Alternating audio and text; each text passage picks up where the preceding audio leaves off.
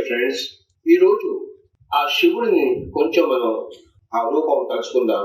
మనకి కొన్ని విషయాలు బయటపడతాయి. First of all, simple living.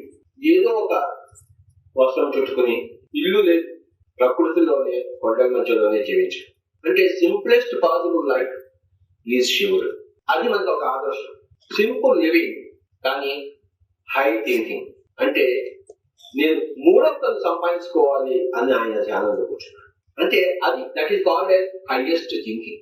నాకు 2 కళ్ళు ఉన్నాయి, ఈ భౌతికతను చూస్తున్నాను, కానీ నాకు ఒక మూడవ కన్ను కావాలి. నేను పరమాత్మికాన్ని తిలకించాలి, ఆధ్యాత్మికను చూడాలి.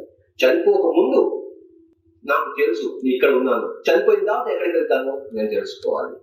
పుట్టిన తర్వాత నేను ఇక్కడ ఉన్నాను నాకు తెలుసు, కానీ పుట్టక ముందు నేను ఎక్కడ ఉన్నాను తెలుసుకోవాలి అన్నది ఆ జిజ్ఞాసతో ఎవరైతే కూర్చుని తమ జీవితాన్ని ఆ దిశకు నడిపిస్తారో వాళ్ళకి హైయెస్ట్ థింకింగ్ ఉంది అన్నమాట.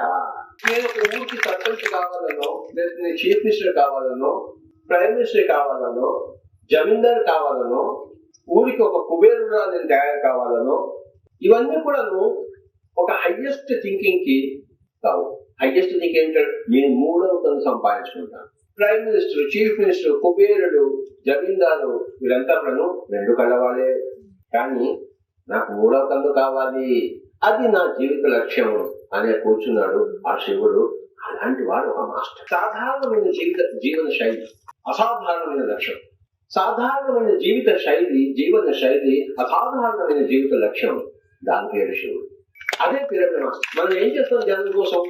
నాకు మూడవ కన్ను కావాలి, నాకు ఒక దివ్య చక్షువు కావాలి, నాకు చర్మ చక్షువు ఉంది కానీ నాకు దివ్య చక్షువు కావాలి, దానికోసం నేను కూర్చుంటున్నాను, అందుకోసం నేను తిష్ట వేసుకుని కూర్చున్నాను, అది నా జీవిత లక్ష్యం. జమీందారు కావడం కాదు, కుబేరుడు కావడం కాదు, చీఫ్ మినిస్టర్ కావడం కాదు. ఎవరికి కావాలి చీఫ్ మినిస్టర్, ఎవరికి కావాలి ప్రైమ్ మినిస్టర్షిప్, ఎవరికి కావాలి జమీందారు? ఇంకోటి మీద ఆధిపత్యం ఏమిటి? చాలా అల్పమైనది, అసలు అది లెక్క పెట్టకూడదు, పనికిరాంది కూడాను, పనికొచ్చేది కాదు.